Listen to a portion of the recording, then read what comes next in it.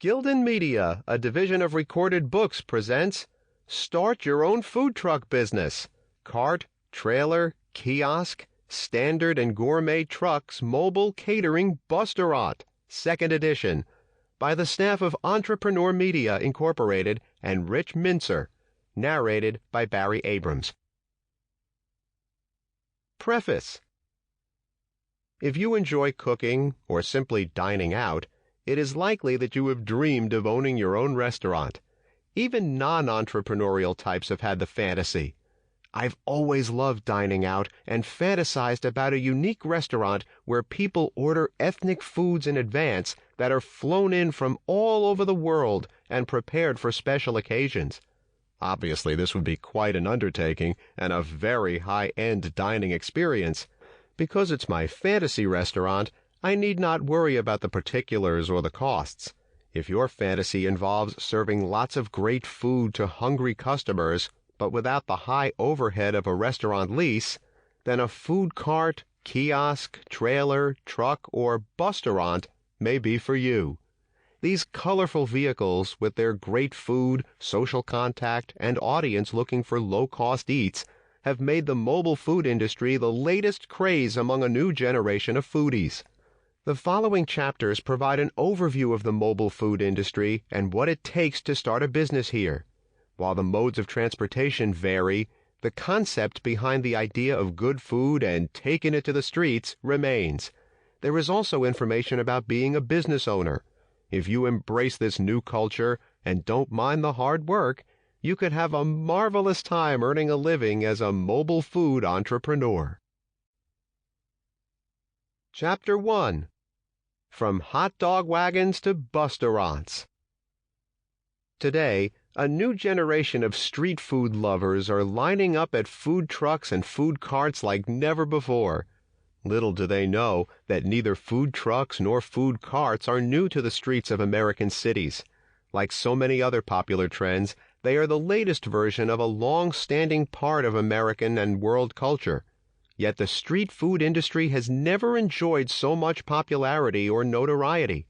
It is booming, to the delight of some foodies and the chagrin of others, especially those who own restaurants that are not witnessing the same long lines as their mobile counterparts.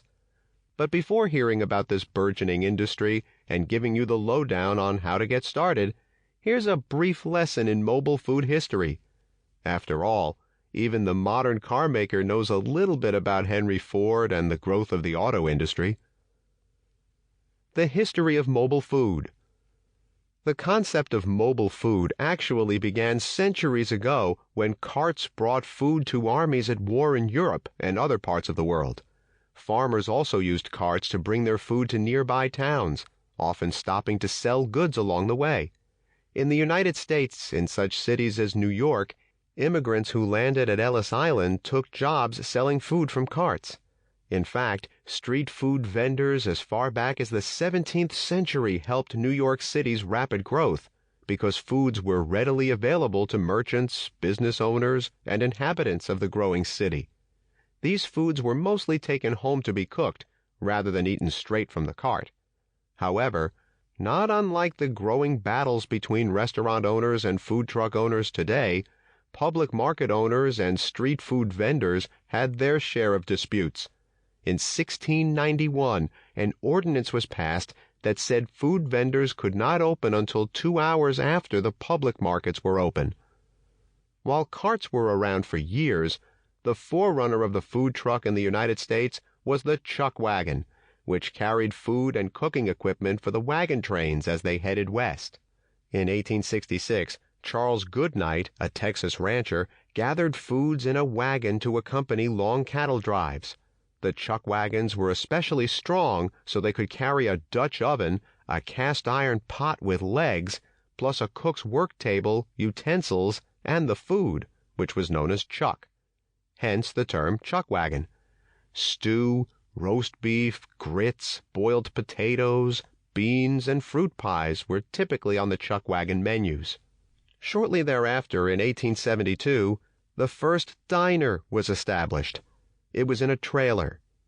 Diners, complete with service counters dominating the interior, a food preparation area against the back wall, and floor-mounted stools for the customers were a means of bringing restaurants to new locations in the 1920s and 30s. Many were modeled after railroad dining cars. Some took on the Art Deco design of the time, and most were pulled on flat-back trucks. The next significant mobile food vehicles were World War I mobile canteens, also known as field kitchens. Often, field kitchens were made up of two pieces, the supply section and the rear oven area. These original trailers, typically pulled by horses, evolved into mobile canteen trucks of World War II, providing food and drinks for soldiers as they returned from overseas. When the war ended, the idea of mobile food continued. The proliferation of highways led to the growing suburbs, and as a result, offices and factories also began to spread out, moving away from the big cities. As a result, early snack trucks became common at factories and construction sites. It was also in the post-war years of the early 1950s that ice cream trucks began cruising the suburbs, to the delight of children in both the United States and Canada. On the early ice cream trucks, the driver would turn a crank to sound the chimes and let it be known that the ice cream truck was on its way.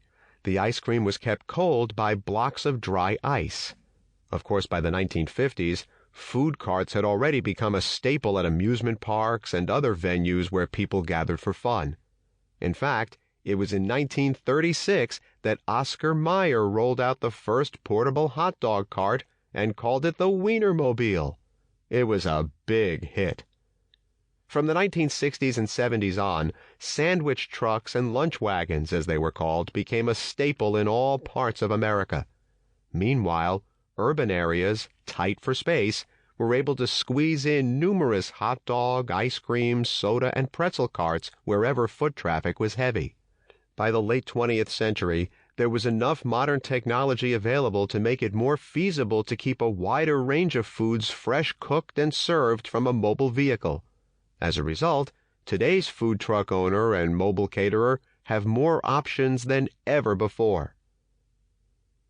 The industry is booming.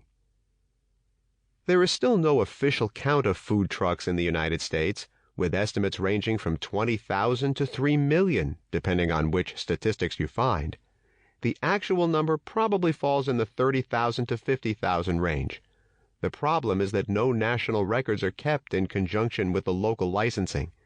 In addition, there are a growing number of food carts as well as kiosks which are a fixture in malls, as well as at train and bus stations, airports, stadiums, conference centers, resorts, and other locations in recent years.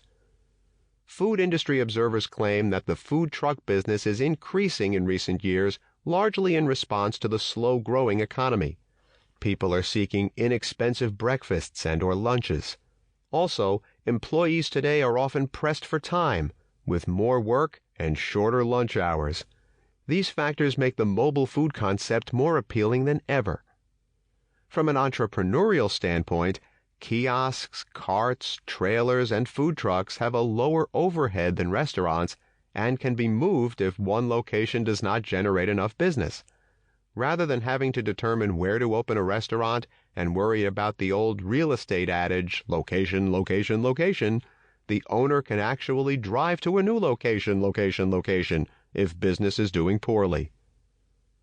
Tip: while the mobility of a cart, trailer, or truck sounds appealing and even liberating as one drives from place to place, most successful mobile food vehicles find they spend the vast majority of time in a few regular locations.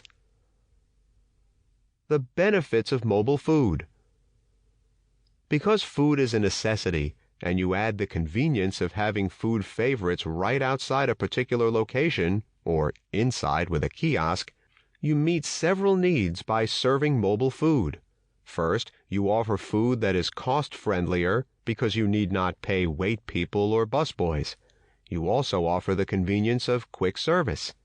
In many cases, you provide food choices that can save those on a busy schedule from the need to sit down. Typically, they can eat street foods while en route to their next destination. Finally, mobile food is often fun to eat and, if it's good, great to talk about. The increase in mobile food business. In a slow economy, many people want to try other skills that they were not using at those desk jobs from which they were let go. For others, it's a chance to take on a second way of making money. Then, there are restaurant owners who want to make up for failing profits, while also using mobile vehicles to market their brick-and-mortar businesses. The boom is partly the result of new technology that allows for safer, cost-effective food preparation inside a mobile vehicle. From freezers to ovens to grills, the latest innovations offer more possibilities.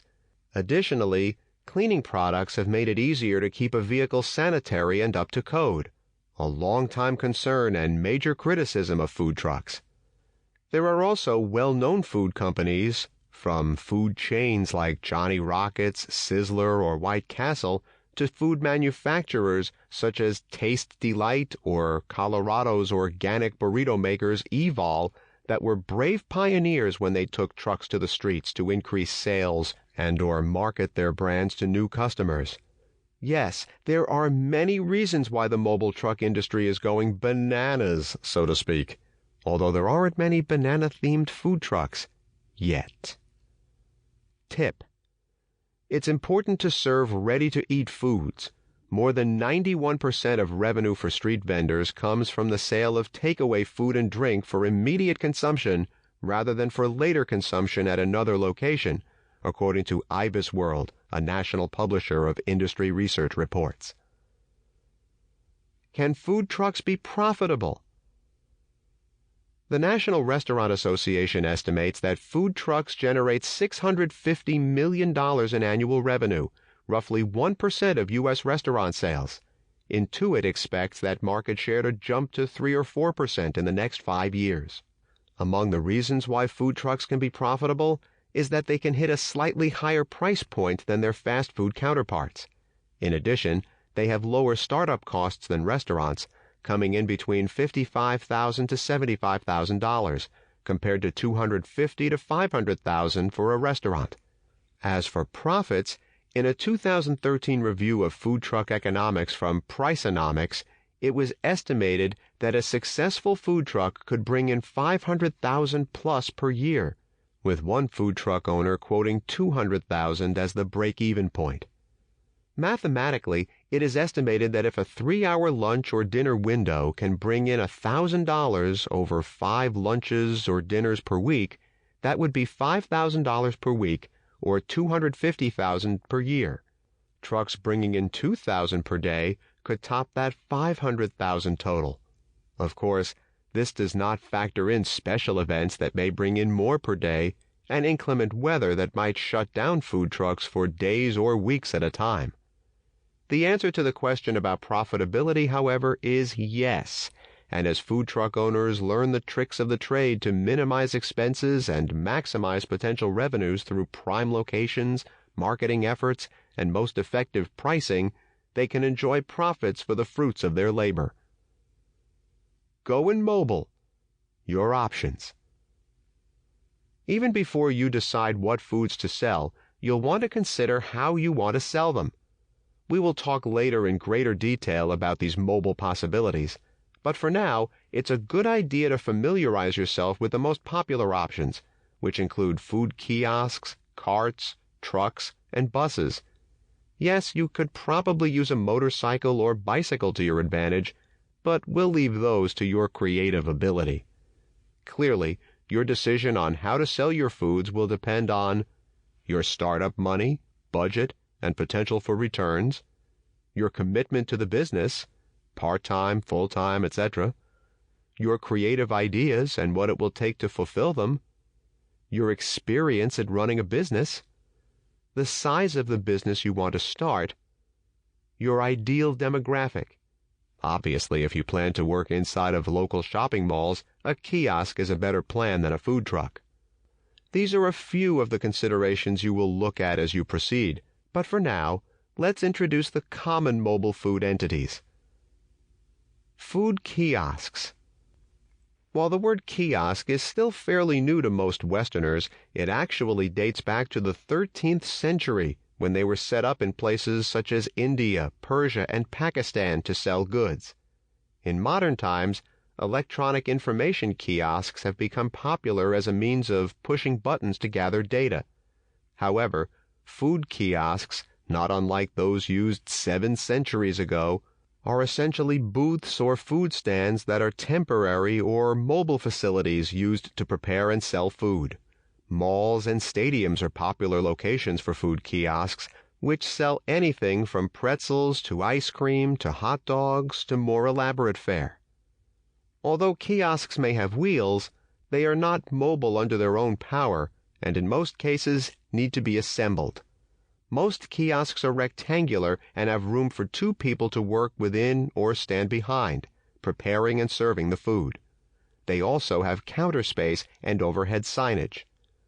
The low overhead, flexibility, and ease by which a kiosk can be opened and closed are among the reasons why they're so popular.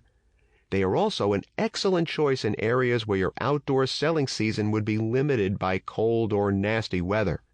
Of course, the size of the kiosk limits the inventory, so it's important for a kiosk owner to carry as much as possible and price accordingly so that she can make money off of what is on hand each day. Because they are usually operating indoors, kiosk owners typically sign licensing agreements at malls, stadiums, movie theaters, or other locations. Many major food businesses such as Ben & Jerry's and Baskin-Robbins franchise express kiosks. Food carts and concession trailers. The food cart and the concession trailer have been around for decades and combined are a multi-billion-dollar industry today. The best known have always been hot dog and ice cream carts. They are among the most cost-effective ways to start a mobile food business because the carts are typically pulled by your car, truck, van, or pushed by hand. Food is either prepared in advance, purchased ready to sell, like ice cream pops or cups of Italian ices, then stored and either heated up or pulled from the freezer. Carts are also fairly easy to maintain, and in many countries and communities require less licensing than the full-sized food trucks. It is also cost-effective if you choose to own several carts and hire friends, family, or outside employees to help run them for you. Unlike kiosks, which are typically found indoors, although they can be outdoors, food carts are typically outdoor businesses. An advantage of a food cart is easy mobility. Because food carts do not take up much room, it is easy to change locations. There are 2 basic types of food carts. One has room for the vendor to sit or stand inside and serve food through a window. The other utilizes all the space in the cart for food storage and cooking equipment, which is typically a grill. The precise type of cart is determined largely by the food being offered. Espresso and coffee carts, for example, are made specifically with hot beverages in mind. Modern-day food cart owners have cleaned up the somewhat greasy reputation of street food vendors. They have also expanded their menus.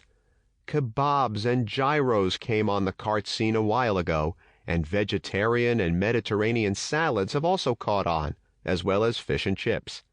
Some are offering interesting breakfast choices, such as the Asada food cart in Denver, which is getting rave reviews for their breakfast burrito with steak, eggs, green chili, and potatoes. Trailers, like carts, do not move around under their own power, limiting their potential locations. Food trailers are often found at fairs, carnivals, sporting events, or other places where they can be unhitched and sit for a while.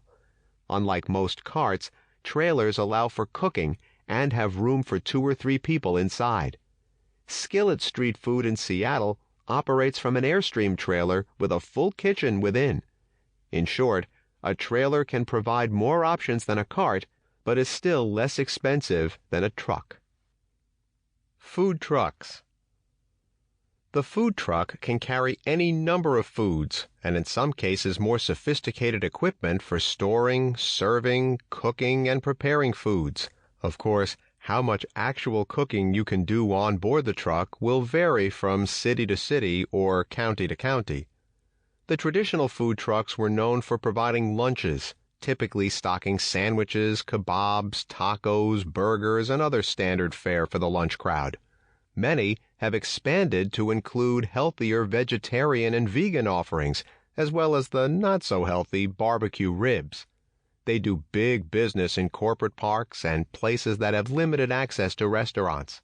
Most food trucks are stocked from concessionaires, but there is a growing number that are associated with fast food and mid-level restaurants. Sizzler and California Pizza Kitchen, for example, are putting together their own food trucks, as are other chains.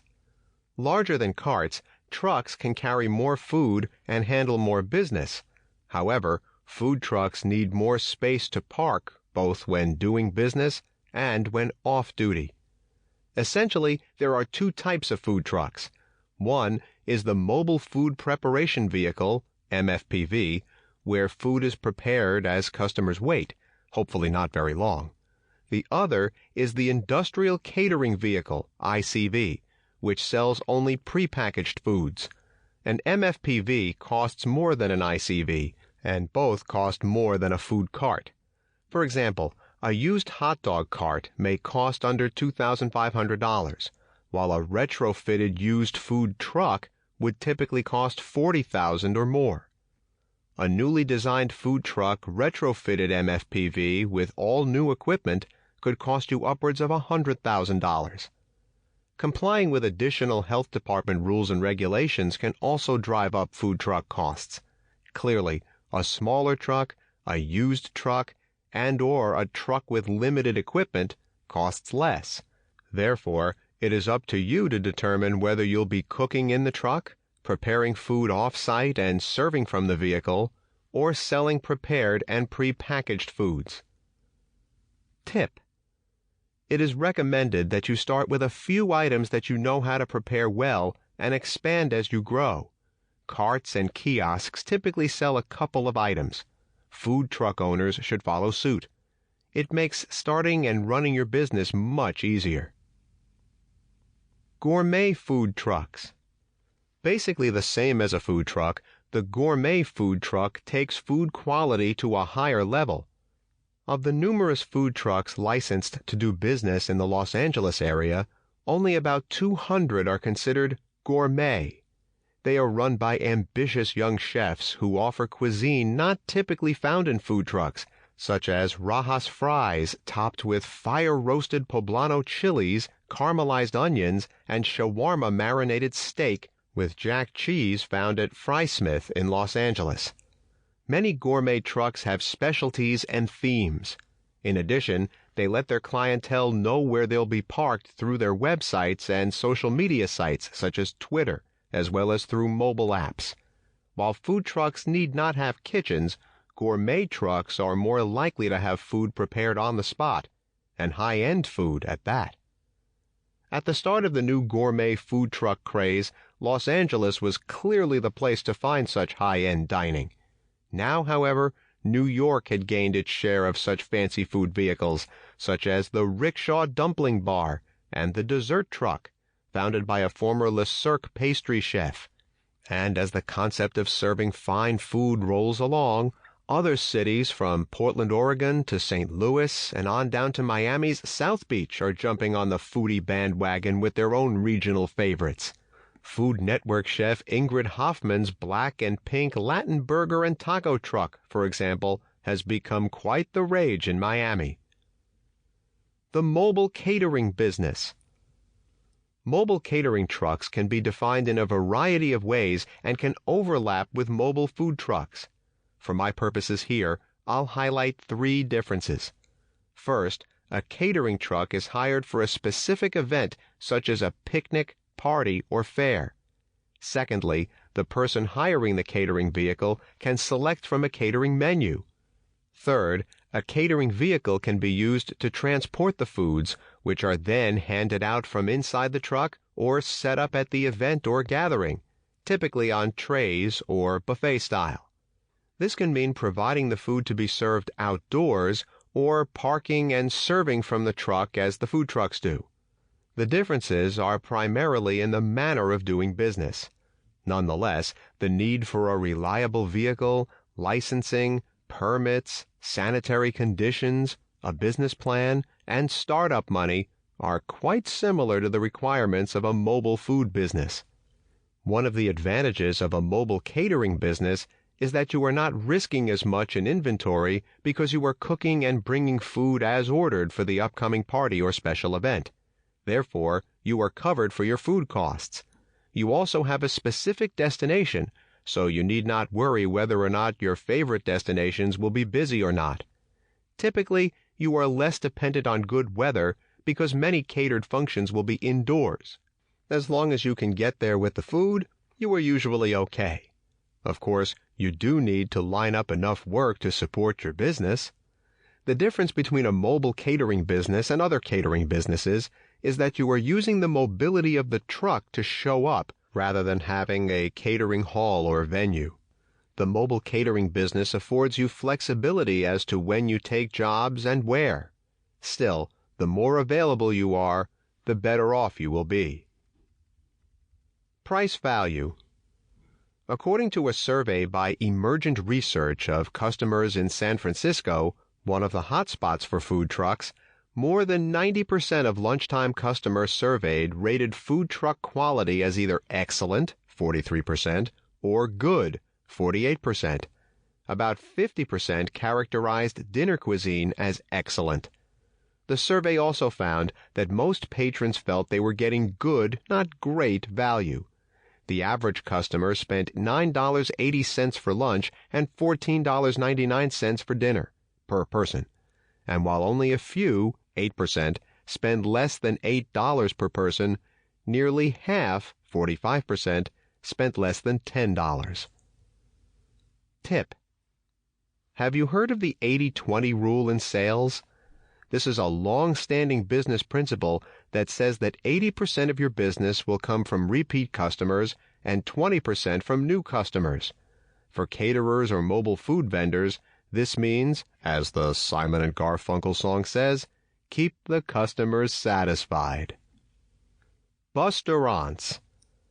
As the name implies, a bustaurant is not a truck, but a bus, often a double-decker with the lower level for the kitchen and the upper level for customers to sit and eat.